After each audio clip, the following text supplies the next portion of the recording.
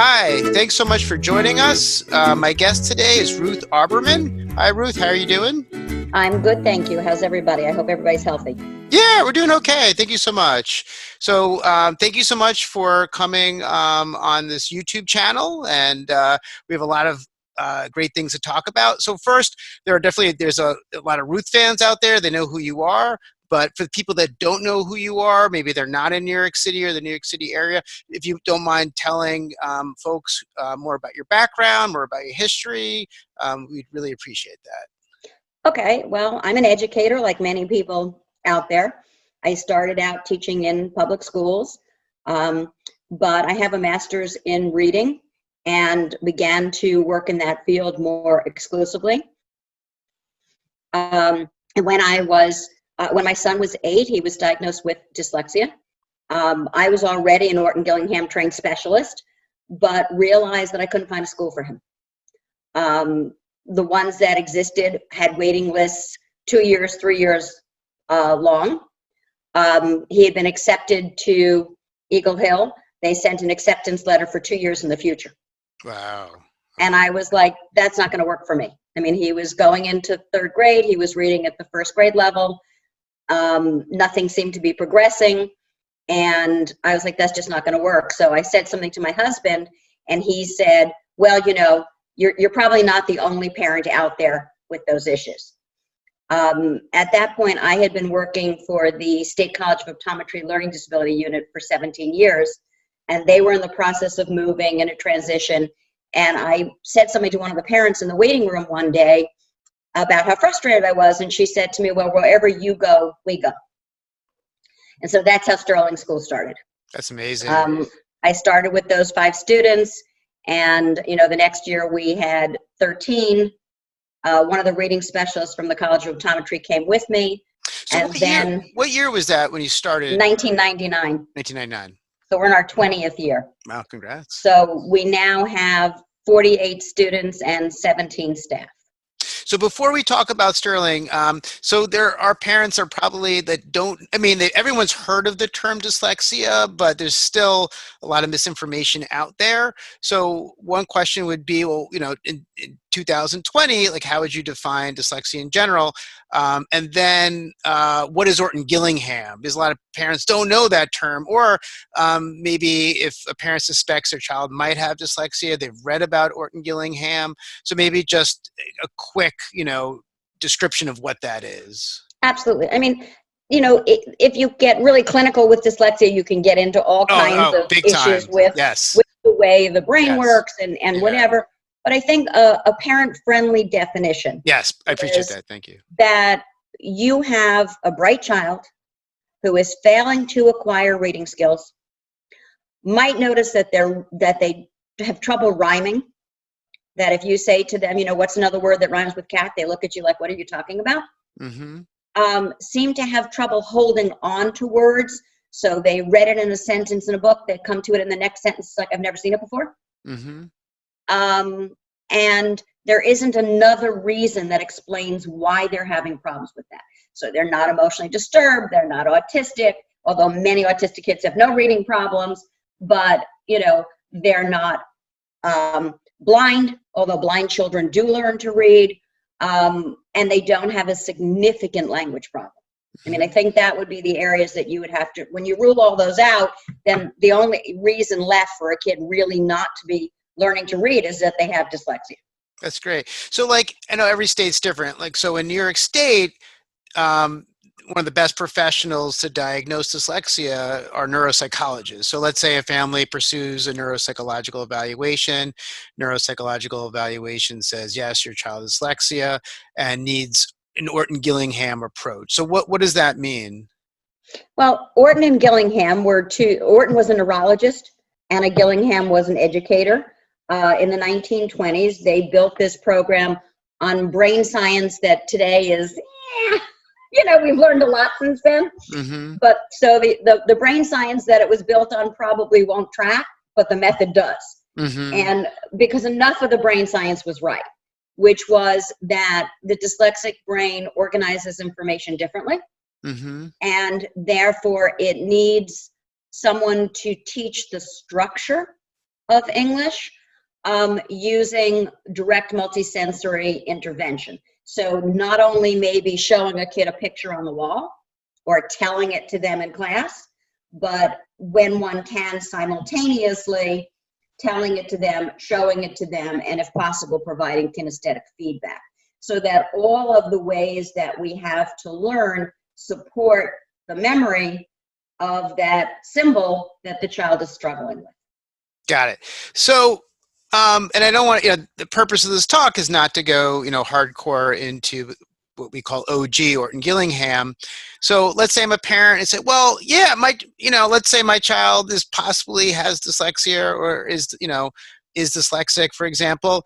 Well, my school will take care of it, right? Aren't all teachers trained in Orton-Gillingham? Unfortunately, no. And in fact, unfortunately, it's one of the things that some of our legislatures in New York are trying to work on. Talk about Joanne Simon. I was. Joanne Simon is trying to work on changing the requirements for teacher certification, because right now, if you have a degree in special education, never mind gen ed, but special ed even, you may have only taken 1 class, 2 classes in reading, and both of those classes might have been more about the theory of teaching reading than the actuality of the nuts and bolts of teaching reading. So when I go out and I work with teachers, what I hear a lot is, well, how do you know that? Because I don't know that. So how did you know to do that? And so that misconception is that everybody was trained to understand the structure of the English language, and they weren't. And I mean, I can remember myself going to school, and I'm probably mildly dyslexic. I didn't learn to read until I was going into 3rd grade. Wow. Okay. That I can remember my teacher saying to me that the rule was I before he, except after C, except for in words like neighbor and way. And I could remember thinking, what does neighbor and way have to do with an I or an E? Right. Because if you can't visualize the word, and I couldn't spell, I mean, I failed spelling in English, French, and Hebrew. Okay. I couldn't spell in any of them.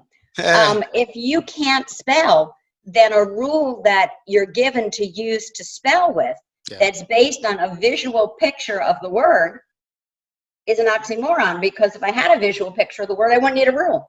Yep. Right? Yeah. And until you're a parent or a teacher, and once you encounter a student who is not what we say cracking the code in terms of literacy, you become aware it's really hard to crack. It's not intuitive. I mean, there are some pieces that are one-to-one, but a lot of it's not. And also for parents out there that are interested in Orton-Gillingham, it's not something you can learn. You can't take a weekend crash course. It's No, but there are courses that there are online programs that parents can use. Okay. Susan Barton's got one. Yep. There's an English program called Toe to Toe. Both I of just which heard are about toe to toe today. Actually, I was talking to a parent about that. both of which are fairly parent friendly. Interesting. Okay. So I know Susan Barton, but I didn't realize. So does she adapt her program for parents? Because I know there's practitioners that do the Barton approach as well. Yes, and there's practitioners, but you can go on her website and get a fair amount of information. Got it. Okay. They're pretty scripted. So even though the parent may not really understand all the reasoning behind them, they can run the program. Okay. They may run into some time where they need some support because either the kid isn't getting something or they're having a hard time figuring out what it is they're trying to get the kid to get. Okay. But there's some basics you really have to understand about English. And if you're a reader, from my generation, okay, when I went to school, it was Dick and Jane. Yeah, that was great. There was no phonics. Yeah. Okay. Yeah. I was in graduate school before I knew what a silent E was. Really? Wow. Yeah. Didn't mean I didn't read them. Right. No, of course. Yes. But I didn't know what it was. Yes. I had no idea what it did. Yeah. I'm dyslexic. I didn't think of the structure. It was just there. You read the word. Right.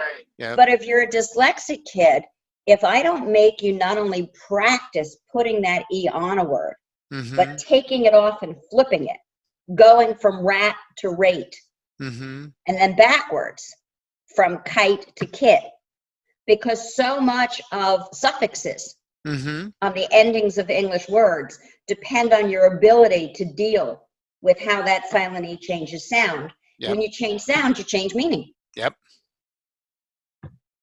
Of course. Right? Yeah. You know, if you go from cut to cute, it's a Mm-hmm. very different meaning. Very different. Yes. So, you know, Yeah. that fundamental is so important. And yet what a lot of kids do is they know it's there, they know it's silent, they know it's supposed to do something, but they can't shift it. Mm-hmm. Or you get a lot of Hispanic kids who have a bilingual component to this mess, and so what they do is they pronounce it. Got it. Yep. So then you get cutie, Mm-hmm. or because they think they should pronounce that E on the end, because in Spanish they Right. most likely would. Absolutely. Got that other rule set. Right. So, Right. And yep. it may not be a written rule set for them, but it's an Mm-hmm. auditory pattern. Yep. They're used to hearing that sound on the end of the word. In English, that E is always silent. Yep. And then, of course, you have to realize that once you made a rule, there were consequences to the rule. Mm-hmm. Right? So I said the E was going to be silent. So what did I do with the name Billy? Mm-hmm. Right? It's a really common British name from William or Mm-hmm. Willie, right? So what they did is they said, okay, well, you know, the Y, it never acts as a consonant at the end of an English word, so we'll just borrow it. And we'll say that the Y says E when it's on the end of anything that's two-syllable or longer than English, See, and I when it's yeah. on a single-syllable word, like my, by, and fly, It just, right? yeah. And, you know, I haven't learned, how, you know, like I'm not dyslexic, but just, I mean, this is just overwhelming. I can't imagine for, you know, a student with dyslexia, you have all these arbitrary rules that you just, Right. What we yeah, try to, I think what Orton-Gillingham tries to do is to say they're yeah. not arbitrary. Yep. They fit a Yep. structure. Yes, exactly. Okay. Right. Yeah. And What I'm that trying to say is, structure, but before being introduced to OG, if they're not getting it, it's kind of right. arbitrary, and you got to take these arbitrary rules and make it concrete, give it meaning, right? So they can Right, and kind you of, have to do it in the sequence yes, that makes sense in learning English words. right. So if I'm not decoding well, I need to start with the short vowel sounds, Mm-hmm. and I need to build the short vowel sounds. And I can go to, with an older child, I might go to then some two-syllable words with the short vowel sounds to give them more words so that Mm-hmm. they can read words like gallon, Mm-hmm. cup, you know, and then I'm going to add the silent E in, practice that switch, and then go to the same pattern of words that have the double consonant in the middle, but now I can add words like cupcake and concrete. Right. So So, you're moving from what you've taught to that next step that builds on what you taught, so you have automaticity. right. So for parents that are learning about this, it's like a base, right? There's a scope and sequence. You find out where that child is. If they're, you know, if they're really starting from the beginning, you start with building a base so they have some automaticity with some of these sequences, and you build up, right? So, Correct. right. So that's important, because what happens with a lot of these students, they may not have those foundational skills, and you have to kind of make sure they have that. This reading is, and like math as well, is built on a foundation and trying to get the individual to a higher hierarchy. Now, in Right, terms of, and I think yeah, the biggest thing that you hear from people is, oh, well, they're mm-hmm, bright, they'll compensate. yeah, Okay, and my problem with that is this, you know, first graders, they can compensate because what they're mm-hmm, being asked to read probably is something that their teacher is also talking about. So they mm-hmm, can put A to B. mm-hmm, And that works until sort of the end of third grade. yep, and that's where you see My a reading spike. specialist kind of always said Yep, it would, my teachers always said that it all come out in the wash in third grade, yep, because it's the place where you start being asked to read things that nobody's talking about first. mm-hmm, So I don't have that auditory backup for the words that I don't know. And the words that I don't know are the ones that have the content. mm-hmm, That's the part that people miss. If I'm reading a science textbook at fourth grade level already, it's not the word, I can't make up for the words I don't know, because they're the ones that have the meaning yep, in the science. yes. Yeah, and we see that, right? Particularly with psychologists, you get in terms of referrals for kids that are having learning issues, usually third, fourth grade. That's where these kids kind of churn up, right? So I just want to quickly transition to talking about Sterling. So can you let the audience know more about, so for those that aren't in New York City, if you're a parent and you're in New York City and you have a child with suspected dyslexia or dyslexia, it's hard to find the right school placement, right? So there's something that's very unique about Sterling.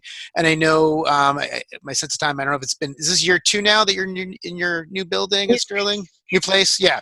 So let parents know more about your Sterling students. You were mentioning before when you started you said 1999, and how you've built up to 2020, and you have fortunately I didn't have a chance to check out your new place, but you have a beautiful location, and Sterling has evolved, and it's such an important school in New York City that I wish we had 20 Sterlings, right? So if you don't mind letting parents know more about your school. When I built Sterling, I was building it for my son.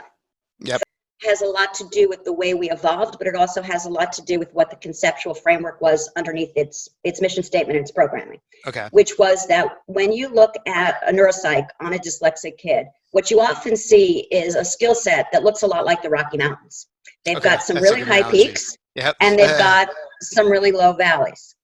Whereas if you look at a child who's not dyslexic and just a bright child, they look a little more like the Appalachians. Right. I've got more rolling, I got some strengths, I got some weaknesses, but there's not this big difference. Mm-hmm. So my goal was to say, how do we fill in the valleys? That's great. So they don't hold the student back, but at the same time, how do we maintain the peaks? Mm-hmm. Because the child is going to need those peaks of strength in adulthood. They're going to need me filling in the valleys to get through school, but I'm not trying to make them flat. I'm not trying to flat. Right. So, my son was always good at science. He had that kind of brain, and being a dyslexic kid, he's often, as many of them are, kind of out-of-the-box thinkers. You told me a story a while back about your son. I think you and your husband were driving. I think he was a toddler, and he was like, yeah. We were dropping off paperwork actually at a conference in New York City at a hotel, and it was March and it was snowing, and my husband got cut off by a cab. My son was 22 months old, and we hear this voice in the back seat going, "Daddy, maneuver the car carefully, please." My husband was like, "Who's that, Alan?" Yep. Very precocious in some ways. Yeah. For my son, language was, mm-hmm. and his ability to think abstractly was. Mm-hmm. What was not was his ability to decode. Even today, his ability to spell. Mm-hmm.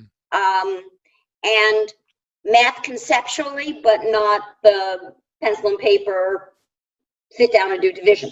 Yep. Okay.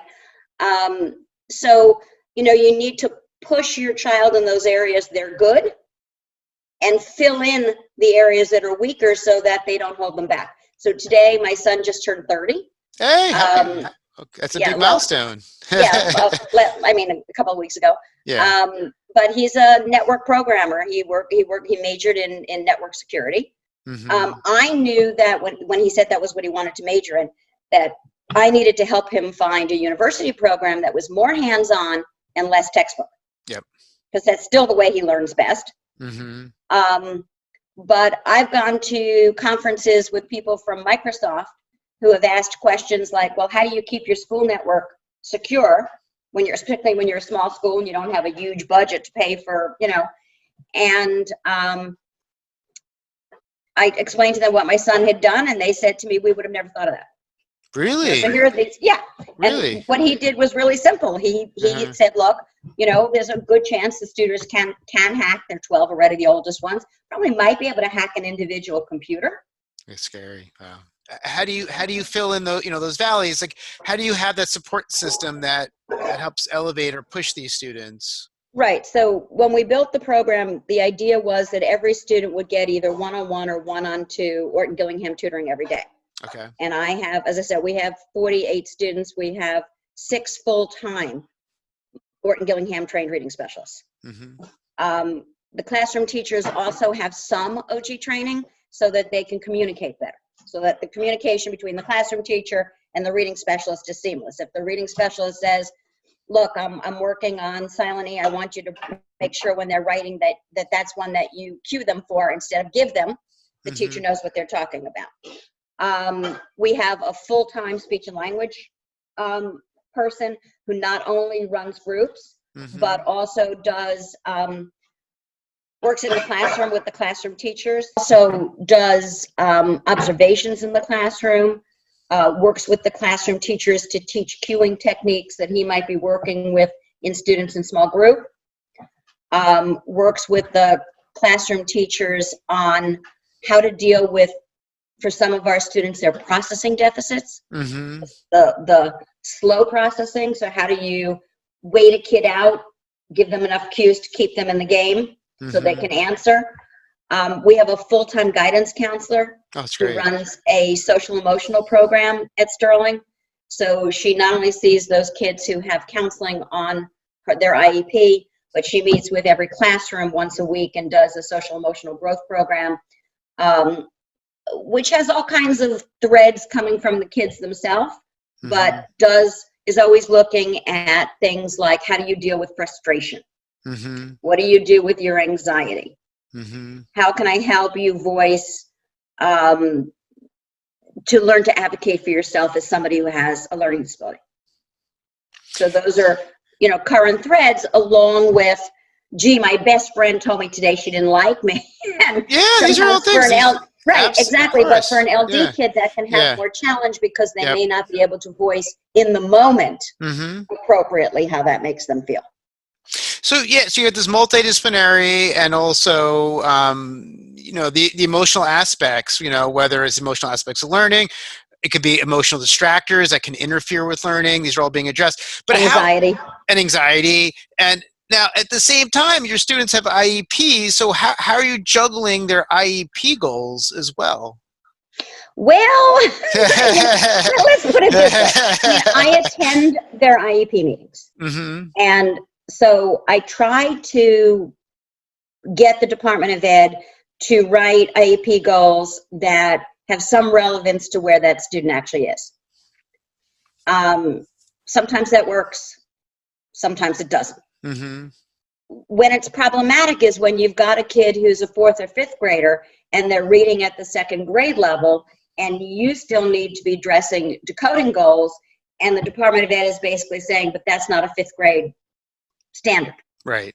And it isn't. So, you know, my attitude is I can only meet the child where they are. Right. I can't make them into your standard.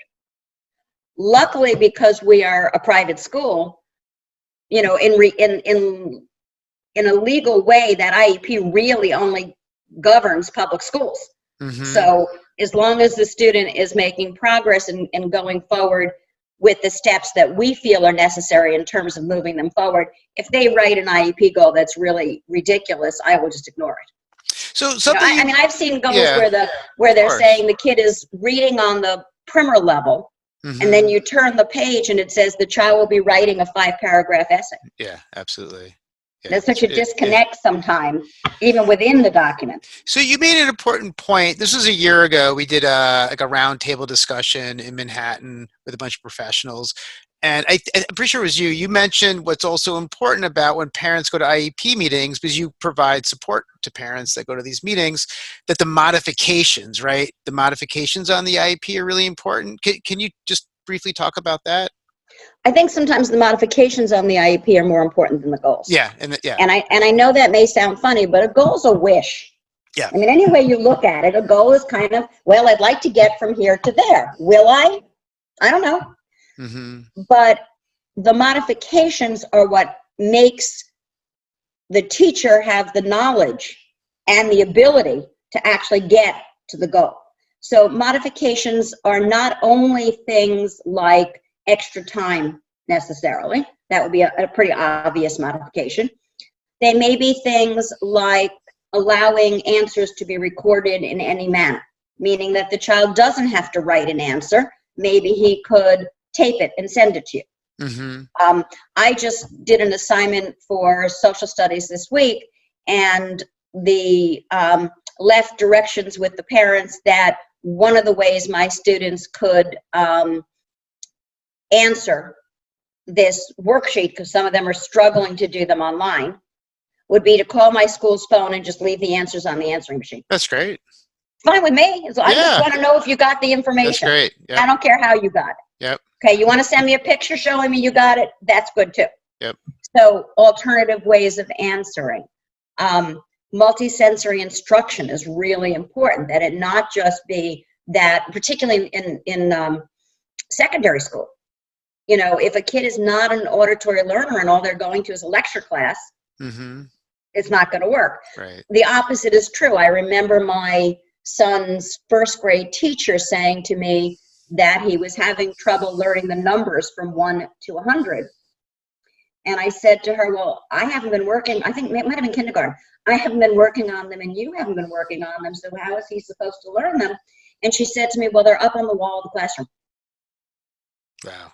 Well, if you're not a visual learner Yeah, yeah, yep, and nobody's yep, directing you to look at that, yep, I think he thought they were wallpaper, yeah. Yep, sure. Yeah, you know? makes sense. So it's those kinds of things. It's understanding that a child may need breaks. Mm-hmm. They may need I, I task hate reminders. I hate to say it, but as I'm listening to this, it's sometimes for like neurodevelopmental learners who are not having issues. These are things we take for granted almost, right? We don't think about it, right? Well, that I find is actually the hardest thing that I do when Yeah. I'm working with teachers, Mm-hmm. um, is to say to them, okay, I need you to stop for a minute, Mm-hmm. and I need you to tell me less about what you're teaching Mm-hmm. than what it is that you're doing that's making the teaching work. Yeah. Because if you're a really good teacher, a lot of that is instinctive. Mm-hmm. And so it's getting you to quantify what you're doing instinctively that's making it work for this child. Mm-hmm. So for some of my, and one of the challenges that we're having now, to be honest with you, with the remote learning, is that some of those techniques don't work remotely. Right. Which is actually something I want to actually talk about.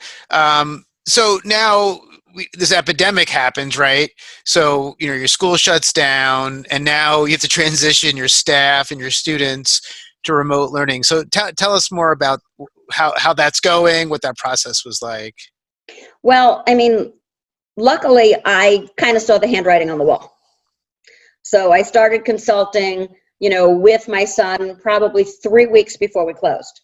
So what you said, so a lot of people didn't necessarily see that, right? And I don't want to go into all of the politics and all that. So what were some of those signs? You're like, okay, we are now transitioning for sure. This is definitely happening. And Well, I didn't yeah, know it was definitely happening okay, because okay, I'm not clairvoyant, yeah, but it felt like that things were moving in a direction where my point, what I thought was, mm-hmm, where my thought process was different from other people was I yeah, thought that once you closed, you weren't reopening. okay, Whereas a lot of people were like, oh, they're just going to take a 2-week break yep. A and lot of people were clean the thinking that, schools. yeah, Right. I didn't think that because I said to myself, there's no protocol for going back. okay, So interesting, once okay, you take it down yep, without a protocol for putting it back up, I don't see how that's going to happen. And that's kind of where we are, unfortunately. yep, yep, Um, but so I started talking with my son probably 3 weeks in advance saying, what kind of platforms are out there that are easy, that mm-hmm, can be accessed by all kinds of technology, because I have no idea what kind of tech my students have. mm-hmm, So we had started working with the teachers on Zoom probably 2 weeks before the closure.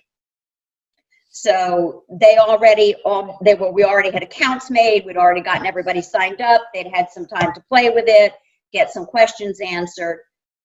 Unfortunately, what we didn't get done in time, because I thought we had another 2 days. I've been talking to people in the public schools, and that last week, I really thought that the mayor was going to say we're going to close Tuesday got it, when we left on Friday. And I thought we were going to have another 2 days. And then it became no Sunday, we're not going back to school Tuesday. yep. And the disadvantage to that was that we got no time to prep our students in the technology that we were now sending them home with.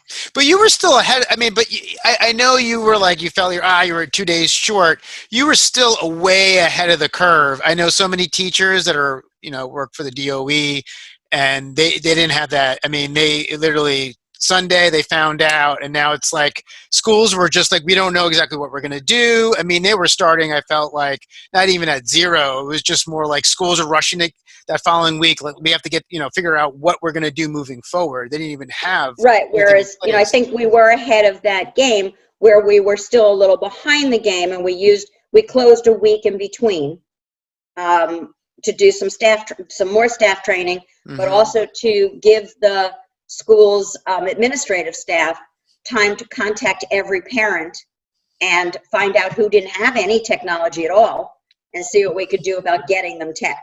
So that week in between, we were going to school, pulling student laptops, wiping personal information off them, making sure they all had Zoom. And then one of our teacher aides actually rode around the city on a city bike, delivering Wow. My God, wow. laptops to families.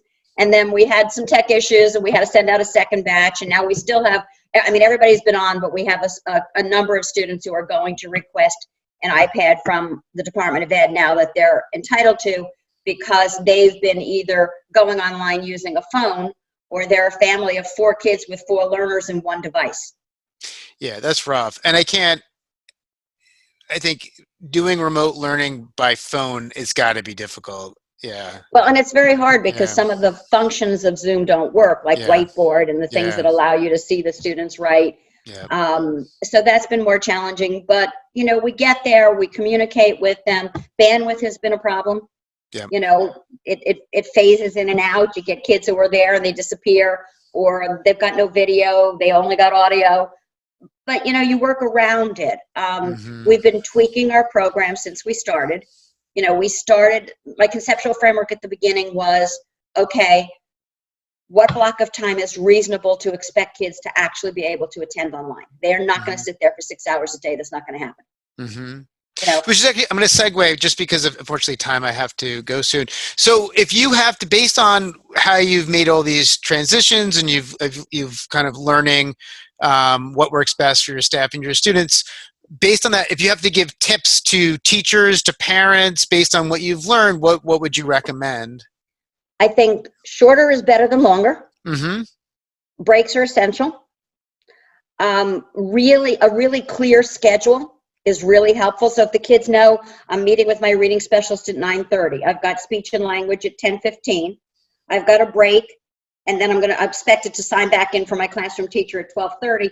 If the last person who sees them reminds them, that really helps. And then the other thing that we've done that's been really helpful is we've scheduled some open study halls in the afternoon for math help.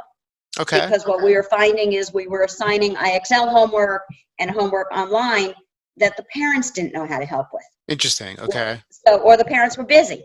Or let's be honest, you're a parent of an LD kid, and one of the reasons they're going to Sterling School is because you can't teach your kid. Absolutely. Of course. Absolutely. So now we have 2 open study halls every afternoon, and any student who's getting trouble with homework can sign in and get help from a teacher who knows how to teach them. And that's really reduced a lot of frustration for the classroom teacher the next day when they have to go back and build on that lesson. That's great. Now with the study hall, I mean, I think that's a brilliant idea, and I know it sounds simple.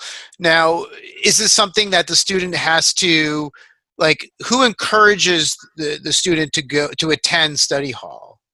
Well, I mean, we let it be known to all the parents that it was available. Okay. It's got a recurring Zoom link, so it's always the same code sign-in.